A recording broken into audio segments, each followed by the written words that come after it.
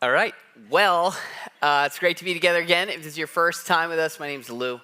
I'm one of the pastors here. I'm so glad that you got to hear from Terry just a few minutes ago. Terry's, like Allie said, Terry's one of our kids' teachers. My daughter has been in her class for a little while. And now in our family, when we want to do a little check-in, like they have in their classroom down there, we have to give each other a rose, which is when you share something that's positive, a thorn, which is when you share something that's negative, and spaghetti, which doesn't seem to fit with those other two, but it's when something like silly happens, and that's cool. So that's something Mia learned in her class, and so it's so cool to see the impact that those teachers are having. If you're interested in joining the team on any of the teams, we'd love to see you here at 12:45 after the next service. But before that, we are in the third part of a series called The Way. The Way. If you haven't been with us, don't worry. I'll bring you up to speed a little bit. If you have been with us, this will be some really good review. This is one of those series that whether you're a follower of Jesus or not, it will give you a good picture, hopefully a good picture of what all of this is really all about. It's like a 30,000-foot view of what we call following Jesus. And I think this is going to be one of those series that we reference over and over again in the future. What we've been asking really is, what is the role of religion? And that question really, what I mean is, like, what is religion and what is it supposed to do for us? Is it just a way that we help, like, does it just help define us? Like, is it just part of our identity? Is it just something that goes in your little social media profile? Does it really only determine the holidays that you celebrate in the holiday season? Like, what is religion, and practically, what is it supposed to do for us? Or more specifically, to our church context, what we believe here, the question is, what was Jesus actually offering?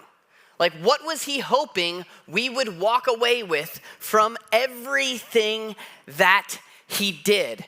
What we said is that there are really some very common understandings of the role of religion, or what Jesus came to offer. And so I presented a few kind of oversimplified caricatures of the way a lot of us understand religion. Some of us have come to believe that Jesus came to offer us rules to obey. You know, somebody's got to tell us not to kill each other, and so he's the one who came along and said, you know, the do's and don'ts and the thou shalt nots. And the idea is, if I obey enough of the rules, then one day I get to go to heaven when I die.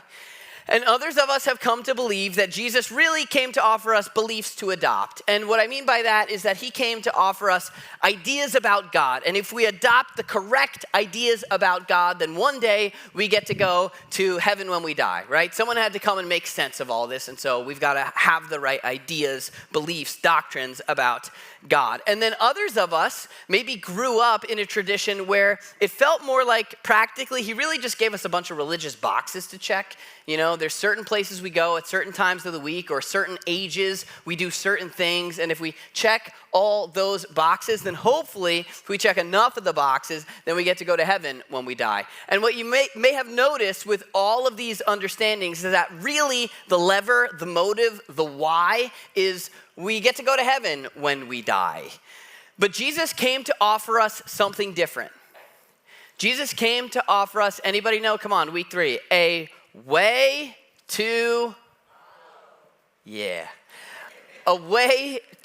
follow. And he didn't just lever what's going to happen when you die, though hope is a real part of this.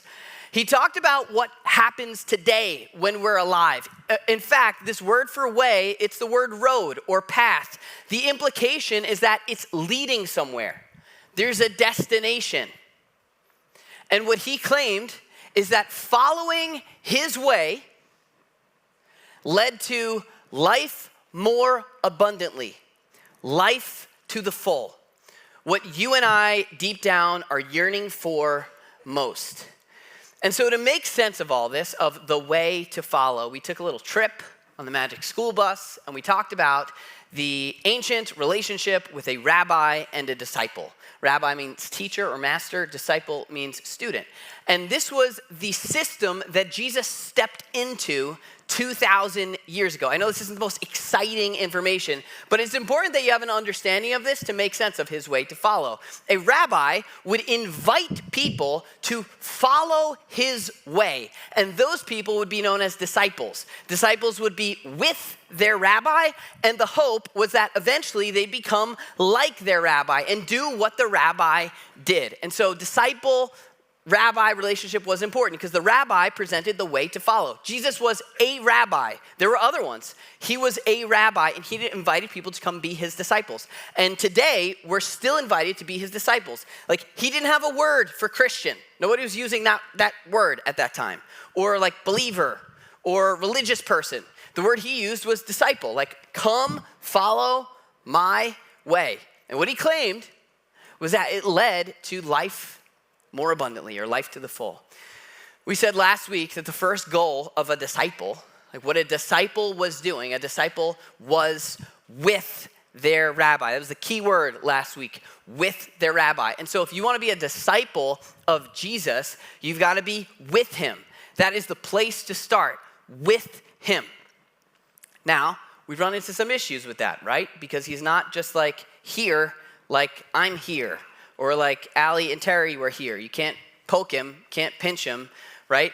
And so it's a little abstract. We spent a lot of time last week talking about how to do that. If you weren't here last week, this is one of those series that kind of builds from one week to the next. You might want to go back and listen to what we talked about last week. But the idea of being with Jesus all the time is, we said it's really to live with a constant and intentional awareness of his presence with you and his love for you.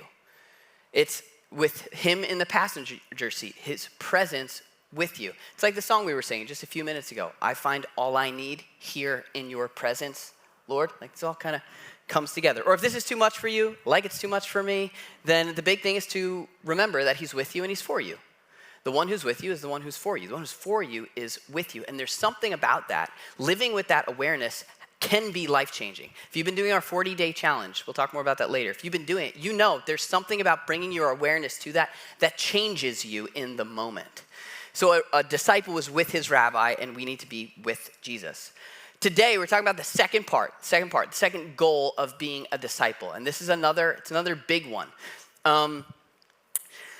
Is there anybody who knows what I'm talking about if I say the spinning beach ball of death? Anybody ever heard of that? All right, or the pinwheel. Any iMac users here, right? You know, when your mouse, your little clicker all of a sudden turns to that beach ball, you know, and it's spinning. Yeah, if you're a Windows user, it's blue, and you just get it used to be an hourglass. Anybody? Anyone use computers? Yeah, right? I hate that thing. I hate it. I have no patience for it. Because you don't know, right? Or is this like 3 seconds beach ball and then we move on and the problem's fixed? Or is this going to be a 3-hour ordeal and at the end we're going to force quit everything? You don't know. You've got no idea where you stand. You're just like waiting. It's uncomfortable. Literally 6 seconds into the beach ball, I'm like, shut down, and we just start from scratch. Because I don't want to feel like I've been doing this for a long time only to find out we're not going anywhere, right? So if you're one of those people, if you can relate to that, if you're a like, are we there yet, where are we going type of person, this week I think will be helpful for you. If following Jesus or the whole idea of Christianity, or even if you're not bought into it, the way you view it from afar, if it seems to you like the beach ball, like, all right, I'm trying to do the things, I'm trying to, check the box, I'm trying to do the beliefs, but it's just like, are we going anywhere? When are we gonna find out if anything was actually happening, or did this road just lead to nowhere? If you're someone who likes the progress bar, where it's like, hey, here's what we're doing, just so you know. And estimated time, 7 more minutes. If you like that, this might be helpful for you. It will take something that's so abstract and hopefully give you an idea of whether or not you're on track, if you're headed in the right direction, if you're making progress when it comes to following Jesus. So think of a situation where you weren't totally proud of the way that you responded. Like a recent one. Doesn't have to be super big, But can you think of that, like a time when you're like, yeah, didn't really handle that so well? So I was in one of those situations just last week. And I was in the car, which is not the place where I am my best self. And I'm driving, I get to a intersection. There's stop signs all around, mind you. We all have stop signs. I'm stopped, there's a car to my right, and the car goes straight across on their merry way. There's a car behind that car, though, who also decided to go. And that car wasn't gonna go straight, they were gonna make a left.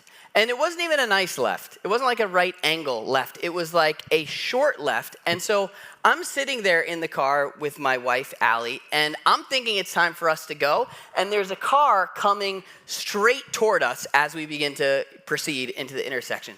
And so I slam on the brakes. I hit the horn to let the person know that we're there, right? Both cars stopped. We're kind of like, we didn't hit, but we're like pinned up against each other. And I'm fine until I looked at the person in the car and I'm thinking, okay, no problem. Like, we're good. Sorry you did that, you know? And then I look up, we make eye contact, and the gentleman goes, like, what are you doing? And I realized right away, oh, we're about to engage in some nonverbal communication, you know? And so at that point, all the feelings came to the surface, and I'm like, me? What am I doing? And then I felt it was necessary to communicate, like, do you see the stop sign? And we're stopped at this point. And I'm looking, I'm like, do you see the stop sign? And he's still doing this. And I'm like, no. Do you see the stop sign over there? The whole time. The best part is my wife, Allie, the woman that was just up here before, she's just sitting there in between the crossfire of like testosterone, and then eventually we moved on and I drove away. If that was you, I'm sorry. We drive away, we're quiet, you know, it's about 30 seconds from the intersection, and I'm like, yeah, sorry about that, it bothered me. And Allie's like, yeah, thanks so much for leaving me in the middle of you two. But that was a situation I wasn't totally proud of. I think I could have just moved on, didn't need to communicate. I don't know what the deal was, maybe the sun was in his eyes, who knows. But here's the question, if you think about your situation, whatever it was, maybe it was responding to someone who's told a lie about you. Maybe it was not having patience with someone. Maybe it was someone in an intersection. How do you respond to that same exact situation 5 years from now? Do you think you're going to handle it better or worse? Because you're probably not going to do the same thing. Like, typically, we're not static as human beings. We're usually either moving forwards or backwards, right? What I really want you to think about is who will you be in 5 years? Or who are you becoming? Who are you becoming? You and I, we live for what's going on right now. In fact, recently I heard someone distinguish between what he called resume virtues and eulogy virtues. Like your resume is what you've done, what you put when you're applying for a job. Your eulogy is what people say about you when you die. And while we live, we tend to think and live about resume virtues, like we're trying to do this, trying to accomplish that. But what we actually value is eulogy virtues. Resume virtues are all about what you did. Eulogy virtues are all about who you're becoming, who you are as a person. In fact, in your eulogy, if someone brings up something you've done, I guarantee you it will only be because it serves as evidence in the case for who you are, right? Those are the things that we actually matter, and that actually matter to us. And if that's true, then what we're doing is not nearly as important as who we're becoming. And what is happening right now, like what we're doing right now, is not nearly as important as who we're becoming right now. If we look at that rabbi-disciple relationship that was a long time ago, the idea of that relationship, and I've said this before, the hope, the goal was that the disciple would become like their rabbi. It was all about who the disciple was becoming. Jesus had a line about this. Luke recorded it. He said it like this. He said, the student is not above the teacher, but everyone who's fully trained will be like their teacher. Now, they didn't have the word student and teacher. The idea that he's re-emphasizing here is actually a cultural one. He's saying the disciple is not above the rabbi, but everyone who's fully trained will be like their rabbi, will become like their rabbi. And so last week we talked about how it's important. If you want to follow Jesus, if you consider yourself a disciple, like you need to be with him. We should be with him. But the second goal of a disciple is to become like him.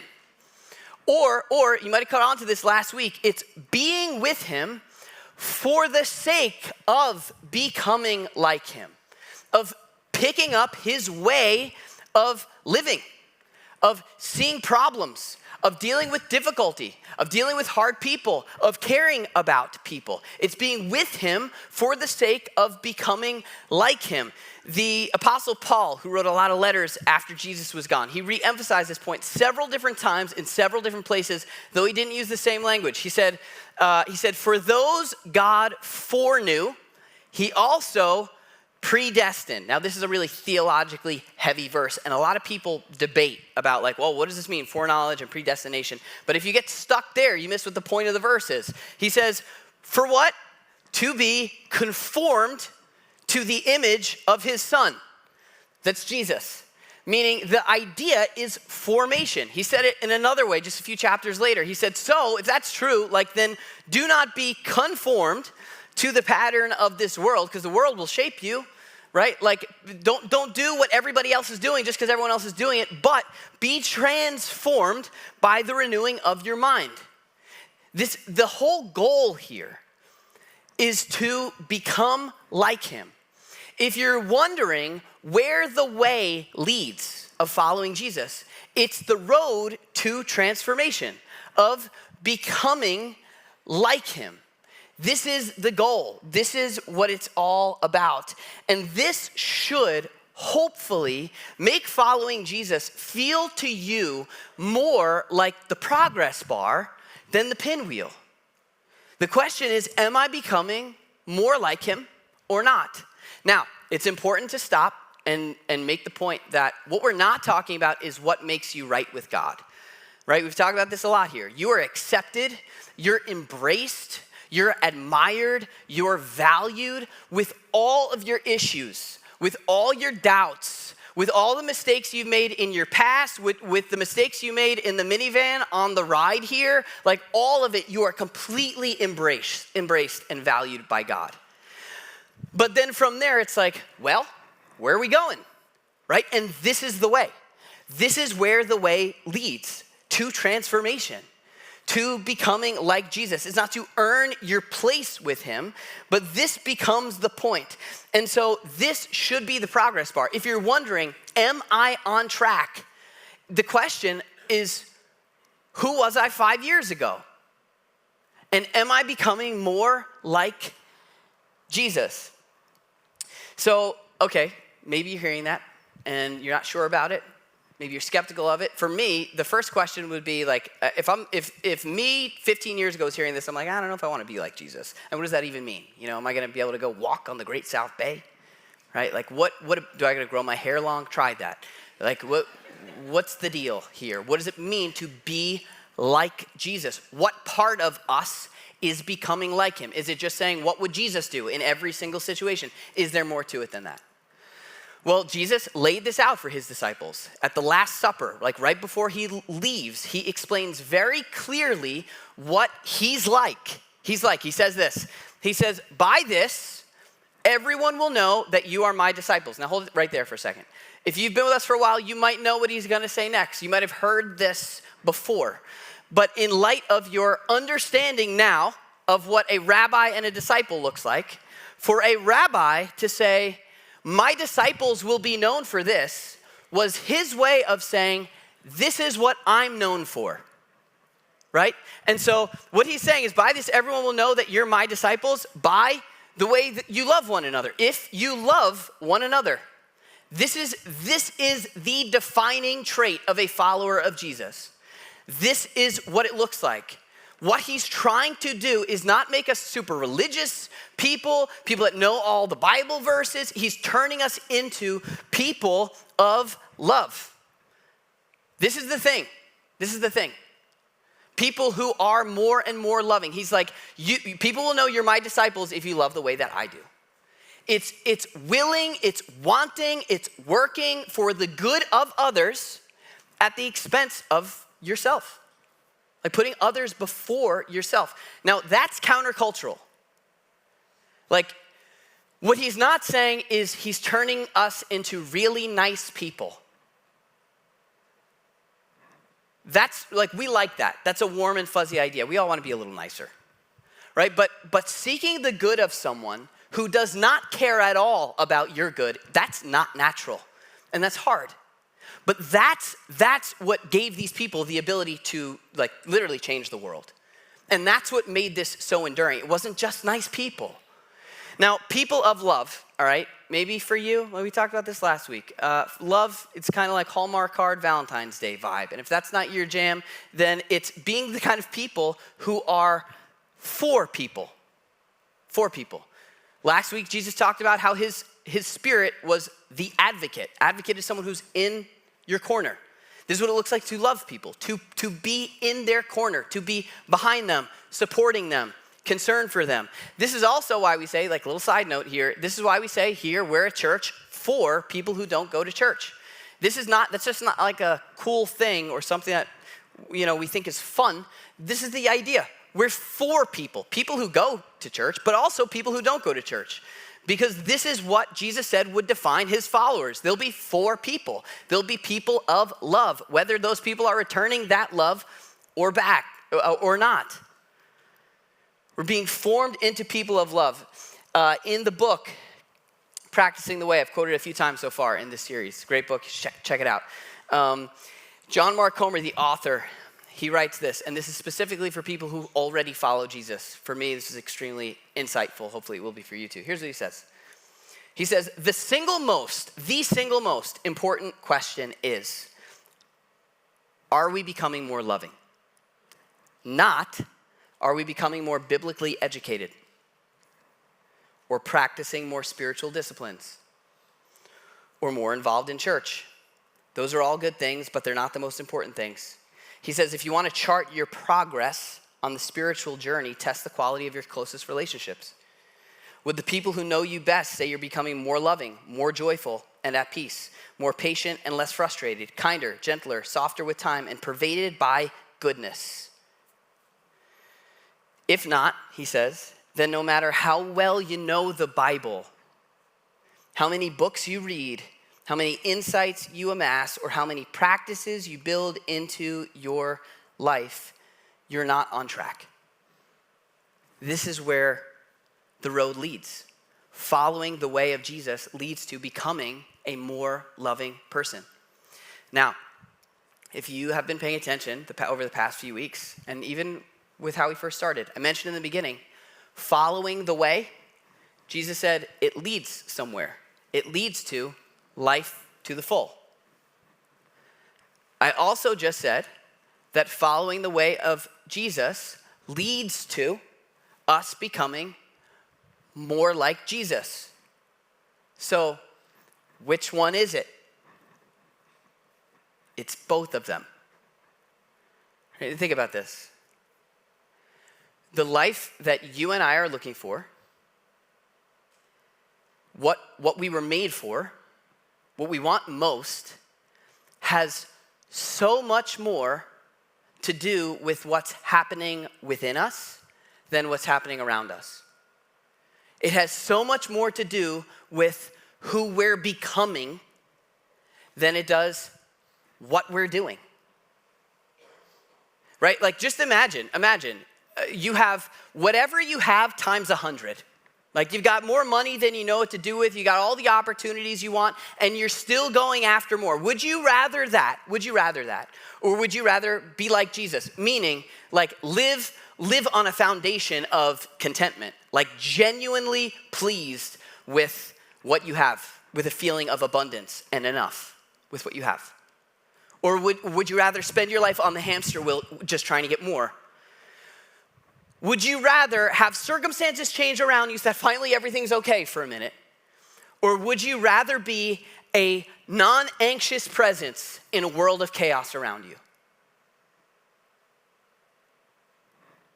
Would you rather want to just accumulate more and more and more? Or would you rather want to be the kind of person who has genuinely looked to meet the needs of other people and finds deep meaning and satisfaction in that? That's what it looks like to be like Jesus. If you read the New Testament letters, you'll see he's referred to as like the firstborn. And that doesn't mean he's the oldest one. It means he's the prototype of what we were made to be.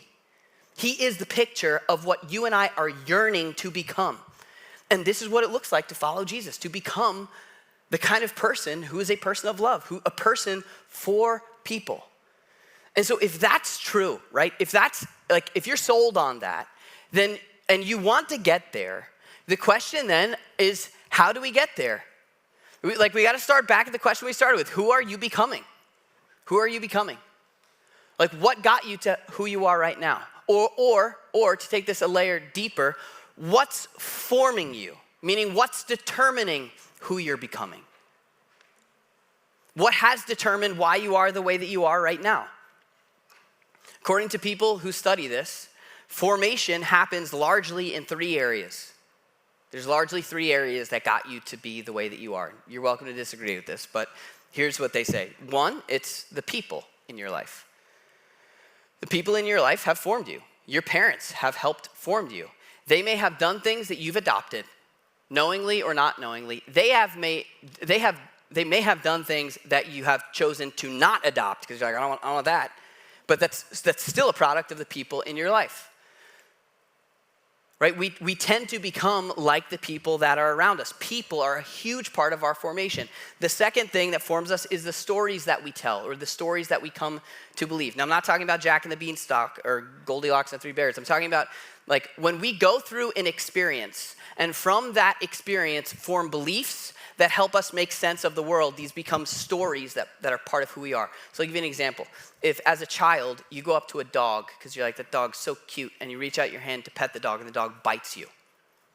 From that experience, you're probably gonna form a belief.